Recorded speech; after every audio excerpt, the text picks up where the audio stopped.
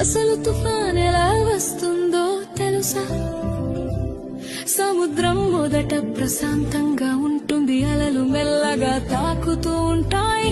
కానీ సూర్యుడు బాగా వేడెక్కితే సముద్రపు నీరు కూడా వేడిగా మారుతుంది. ఆ వేడి నీటి మీద ఉన్న గాలి కూడా వేడి అవుతుంది. పైకి ఎగురుతుంది, గాలి పైకి ఎగినప్పుడు కింద ఖాళీ అవుతుంది.